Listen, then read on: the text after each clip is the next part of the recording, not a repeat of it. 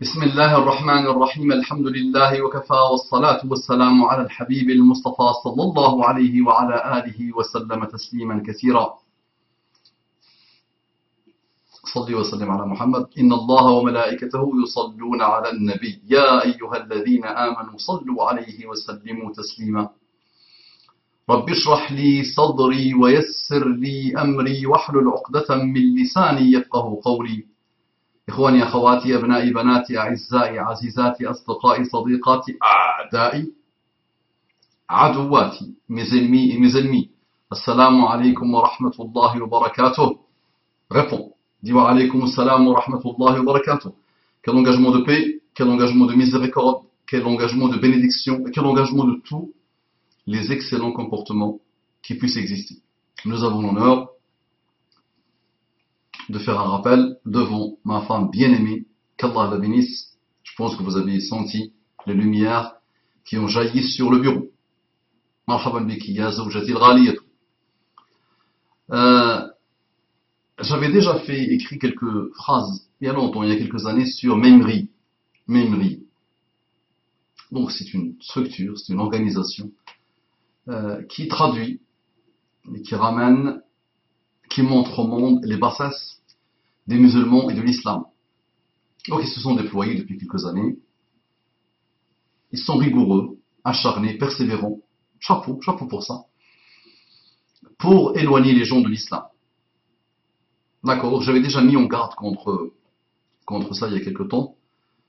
Et ils m'ont donné une idée, qu'Allah les guide, de prendre chacune de leurs traductions, Inch'Allah, et de leur répondre. Donc je vais commencer par une. Je me suis amusé à regarder le titre. Donc le titre c'est « Nous demandons gentiment de se convertir à l'islam, mais en cas de refus, c'est la guerre. » Nous demandons gentiment de se convertir à l'islam, mais en cas de refus, c'est la guerre. Donc ils ont pris une vidéo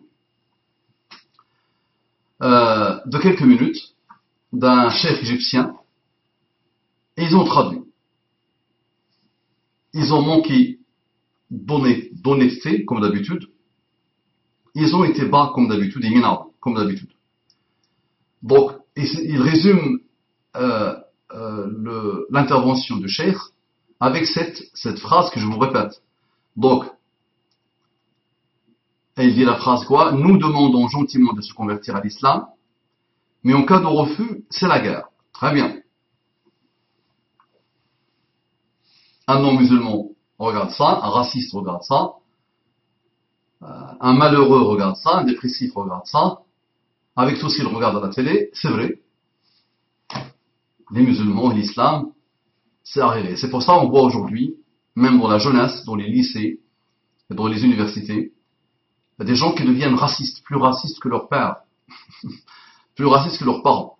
Ben oui, normal, ils boivent de l'internet à longueur de journée, ils voient le mal à longueur de journée, et avec ce type de titre en plus, et avec le travail de traduction de quelques minutes, Memri les aide à faire le tour. Merci Memri. Maintenant, Memri, sois intelligente s'il te plaît. Les hommes et les femmes qui sont derrière, les structures qui sont derrière, soyez au minimum intelligents. Bismillah. Donc je te propose de devenir musulman, gentiment, donc s'il te plaît, les musulmans, ça, s'il te plaît, je t'embrasse ici, je te fais un câlin, d'accord, un gros câlin, je te donne des bonbons, ok, viens musulman s'il te plaît, ah, allez, ça va bien, musulman, l'islam c'est beau, c'est joli, très bien, et tu ne veux pas la guerre, ah, bismillah, tu connais un peu les musulmans, madame Memri, tu les connais, non, ils sont étonnants, donc ils sont, c'est vrai, attachés à l'islam. Ils sont attachés à l'islam. L'islam est plus important pour eux que leurs propres parents. C'est vrai que ça n'est pas simple à comprendre. Pour un athée lambda, pour un pseudo-intellectuel lambda, il ne peut pas comprendre ça. Mais tous ceux qui se sont reconvertis dans le monde, alhamdoulilah, vous le diront. Donc c'est très important. C'est quoi l'islam? C'est la relation avec Allah. L'islam est soumis sereinement, paisiblement à Allah. Pas le sens soumis mauvais. que les intellectuels présentent au monde. C'est pas cette soumission-là. C'est pas le sens péjoratif du mot. C'est apaisé, heureux, comblé d'être soumis. Islam, c'est ça. Islam, c'est le monde salima yaslamu, c'est le monde, la paix. Islam, c'est soumis dans la paix à Allah subhanahu wa ta'ala. Une des traductions. Mais on peut expliquer le mot avec des livres. Attention, on peut tourner autour avec des livres. Donc imagine, ils sont très attachés à ce qu'Allah leur demande. Donc imagine, si Allah nous demande de présenter l'islam aux gens gentiment, et en cas de refus, la guerre, on les tue. Imagine, juste, est-ce que tu comprends la bêtise, l'aberration dans laquelle tu te trouves, juste avec la tête, avec l'intellect. Et si quelqu'un de Mimri, mais écoute, j'aimerais bien échanger un peu avec eux. C'est bismillah. D'accord? Avec plaisir. Vous êtes ouvert, vous êtes athée, vous avez des valeurs, machallah, très bien. Ils ne sont pas très athées, nos amis de Mimri. Je sais qu'ils financent derrière, attention. Je sais qu'ils financent derrière, donc c'est pas très... C'est très athée, c'est athée, pas athée, d'accord? On s'assoit, on discute, on échange, vous avez des valeurs. Vous êtes en train de vous fermer. Donc imagine, c'est un musulman qui est soumis à Allah subhanahu wa ta'ala. Il lit dans sa religion, dans le Coran et la Sunna, qu'il faut présenter gentiment, il faut inviter gentiment, et si celui que tu invites refuse, la guerre, tu le tues. Donc sois intelligent un peu, madame et monsieur Mimri. En Égypte, donc tu as traduit un texte, tu as traduit une petite intervention d'un cheikh. Tu n'as pas traduit avant et tu n'as pas traduit après. Normalement, ceux qui ont écouté le cheikh, d'accord, doivent à la fin de l'intervention descendre dans la rue, exterminer les Coptes. Bonjour monsieur le Copte, je t'invite à l'islam, je suis majoritaire, je t'invite à l'islam, tu ne veux pas, je te tue. La guerre. Avant que les forces du mal et les forces sataniques commencent à manipuler l'Égypte de loin et de près pour semer la zizanie entre les Coptes et les musulmans et les Coptes ont toujours vécu dans le respect et la tolérance et la paix. Et moi-même, j'ai déjà dit que je ne pouvais pas différencier qui est Copte et qui n'est pas Copte. Et souvent des personnalités qui ont bercé mon enfance meurent, et quand ils meurent, je découvre qu'il est chrétien. Donc il était Copte. D'accord? Donc, quand tu traduis quelque chose, traduis tout le texte. Traduis tout le texte, toute l'intervention. D'accord? Et essaye de comprendre un tout petit peu. Et ne fais jamais dire à la personne ce qu'elle ne dit pas. Si tu entends ce type de texte, ou si tu entends ce type d'intervention, tu dois dire, il est où le contexte? C'est quel contexte ça? C'est quelle époque? Est-ce que c'est l'époque actuelle? Non. Est-ce que c'est l'époque ancienne? Oui. Maintenant, on parle de Muhammad sallallahu alayhi wa sallam comme ça, j'ai déjà fait une vidéo que j'aimerais bien maintenant que tu traduises en anglais. Sois honnête jusqu'au bout du bout. Maintenant, traduis-la en anglais, Madame Mimri, pour les anglophones. La vidéo que j'ai intitulée « Muhammad est-il sanguinaire ?» Si on t'a démontré, on t'a démontré, et personne au monde ne peut dire le contraire. Aucun orientaliste, aucun homme d'histoire, aucun historien, aucun intellectuel ne pourra dire que les guerres de Muhammad sallallahu alayhi wa sallam ont coûté plus de 1000 personnes. Personne ne peut le prétendre. C'est une vérité scientifique. D'accord? Donc, guerre de Muhammad sallallahu alayhi wa sallam pendant 10 ans, une dizaine d'années, ça a coûté 1000 hommes. Chez les musulmans, 200 et quelques, et chez le reste, 1000 hommes, maximum. Et ça, il y a même des statistiques qui disent que c'est 400 à 500. Et le maximum, c'est 1500. Donc imagine, si cette philosophie-là que tu as traduite et celle qui était là à l'époque, Habibi, Muhammad sallallahu alayhi wa sallam aurait dévoré toute la péninsule arabique. Et il aurait tué tout le monde. Tu n'as pas vu comment il a fait avec ses pires ennemis qui l'ont combattu pendant 20 ans, qui ont tué ses meilleurs amis, ils l'ont fait pleurer suite à la mort de ses meilleurs amis, des gens qu'il aimait beaucoup. Ils ont tué son frère et son oncle, Hamza. Et malgré ça, il dit, Man dakhala bayta abi Sufyana fahuwa aminun.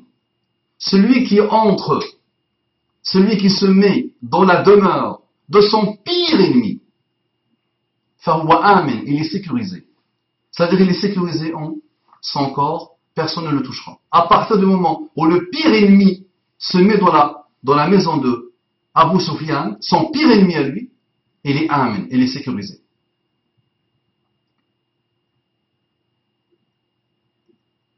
Donc, soyez honnête à un moment donné. Arrêtez d'embraser le monde. Ça ne sert strictement à rien. Tu as fait ta vidéo. Tu as traduit n'importe quoi et n'importe comment. Et tu as sorti la chose de son contexte. Et tu n'as pas traduit ce qu'il y a avant et ce qu'il y a après. Et tu n'as pas demandé à ce cher de t'expliquer si tu n'as pas bien compris ce qu'il veut dire. C'est-à-dire que tu déformes la chose.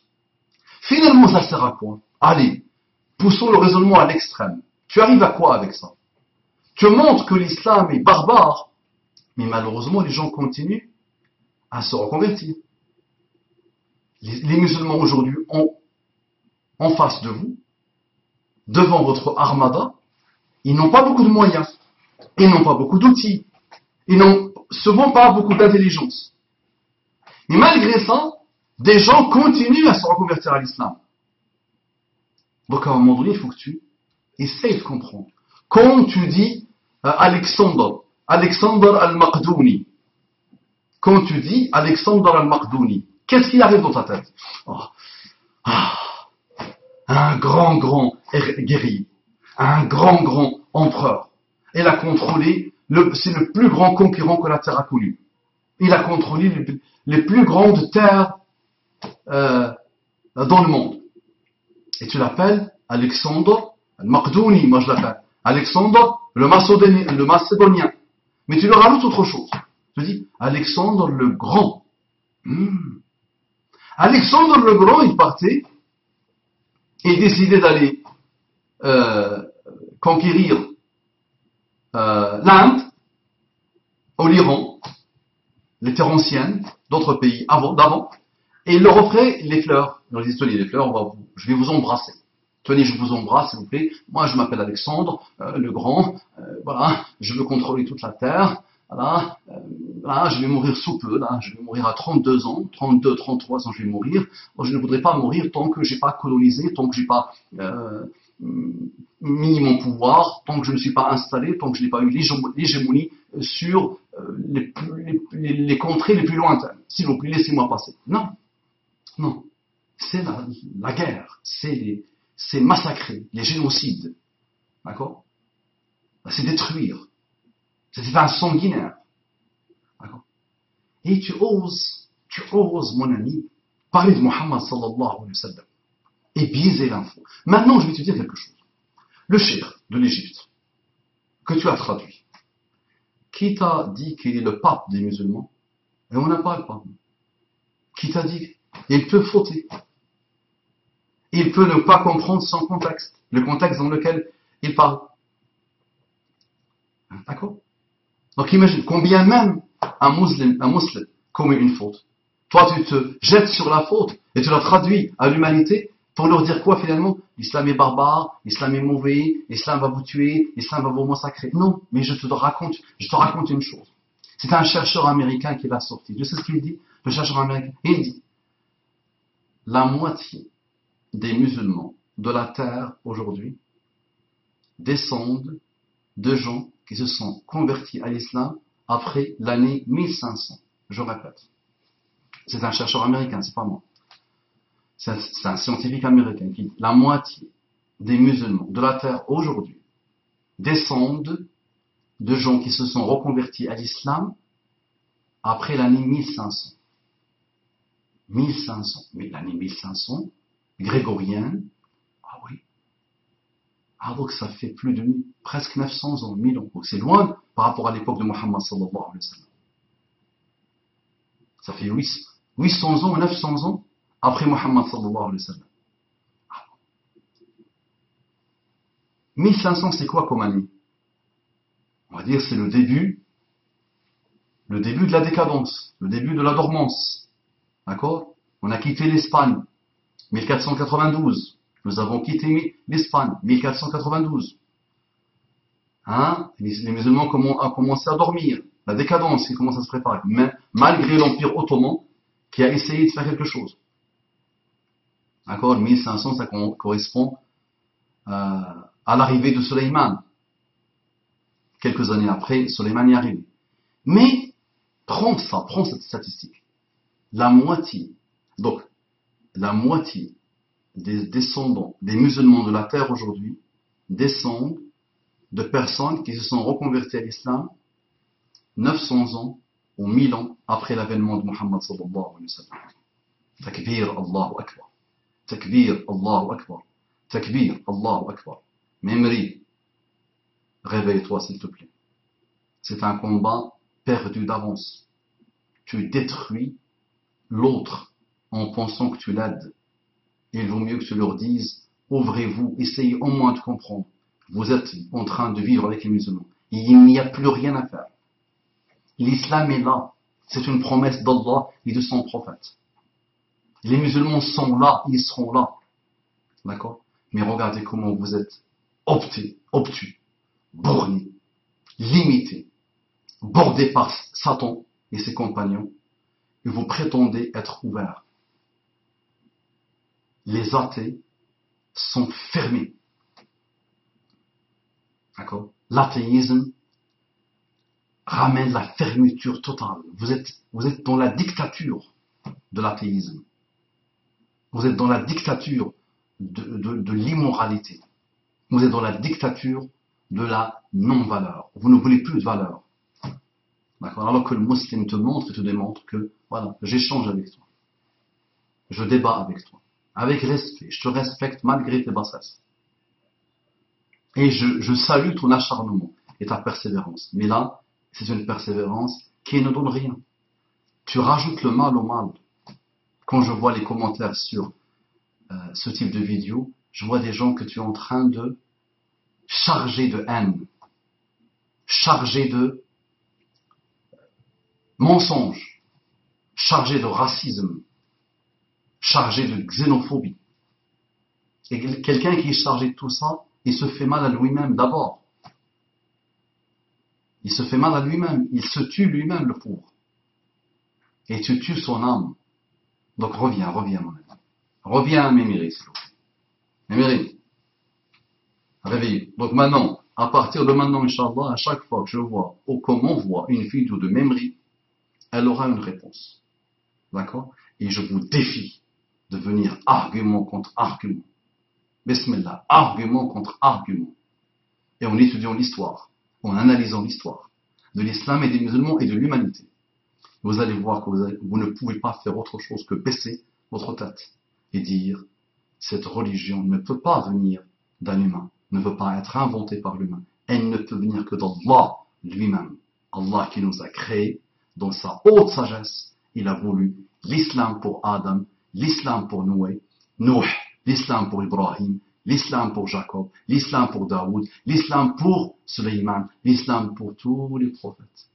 Et il a décidé que la dernière religion s'appelle l'islam, la dernière version, la dernière mise à jour, la plus complète, universelle, universellement universelle. L'islam se propage dans le monde avec une vitesse foudroyante. C'est ce qui avait fait qu'un prêtre s'est brûlé vif parce qu'il avait vu que l'islam se propage dans le monde d'une vitesse foudroyante. Un homme de l'extrême droite, très connu, je vais faire un rappel sur lui, très très connu, un de ceux qui théorisent le grand remplacement, d'accord, s'est suicidé à côté de la grande église Notre-Dame. Pourquoi? Parce qu'il a vu qu'il ne pouvait rien faire. Ça lui a tué le cœur. Donc il a préféré se tuer, le pauvre, devant l'église Notre-Dame comme geste pour exprimer son amertume. Donc il n'y a rien à faire. Donc tu avances avec les musulmans, d'accord? Ils ont l'argument, ils ont la puissance de l'argument, la puissance qui fait que Ça ne tient pas ce type de bassesse, ce type de... Vous êtes en train de ralentir un peu. Ni plus ni moins. Et ceux qui vous font confiance, ils expriment leur bassesse. Parce que le musulman, tu ne pourras pas trouver ce type de raisonnement que tu veux véhiculer chez le musulman. Ce n'est pas possible. Et s'il était là, je viendrais chez toi, Memri, moi-même, parce que je suis attaché à l'islam, soumis à l'islam, d'accord? Et je te dis, Memri, tu veux te reconvertir ou pas? Tiens, des macarons, je t'offre des macarons. Tu veux ou pas? Tu ne veux pas? Un peu de caviar, oui? Tu veux ou pas? Pas encore? Pas de caviar, tu ne veux pas? Même avec le caviar, tu ne veux pas? Ok. Qu'est-ce que tu aimes dans la vie? Tu aimes un iPhone? Allez, je t'offre un iPhone. Tu veux te convertir ou pas encore? Pas? Non? Ah ben, tu ne veux pas? Et là, je te décapite. Ah, tu vois, les décapités, c'est le verbe que vous aimez, que vous appliquez sur les musulmans. Je te fais exploser. Je t'explose la cervelle. Tu vois? Je vais faire comme avait fait comment il s'appelle? Hannibal Lecter. Tu te rappelles Hannibal Lecter? Je te coupe ici, là. Et je sors, j'enlève, et là, je prends ton cerveau, et je sors ce qui est mauvais, je fais entrer les choses bonnes. Tu vois? Tu imagines la scène? Ah, j'ai pas pu voir ça. Ah, c'était très longtemps que j'avais vu ça. Mais j'ai pas pu voir. Là, j'ai arrêté la scène, ça m'a. Oh, j'ai pas pu. D'accord? Donc, réveille-toi, s'il te plaît. On se réveille. On se réveille. Là, Wallah, tu es pire que toutes les bassesses que le fameux Hannibal Lecter avait dans le cœur. Ah, c'est pire, ça. Méméry, c'est vraiment mauvais, là. Je vous dis, c'est pas minable, mauvais, malhonnête. Malhonnête, de chez malhonnête. Réveillez-vous. Assalamu alaikum wa rahmatullahi wa barakatuh, les musulmans. Bonjour, bonsoir, bon appétit.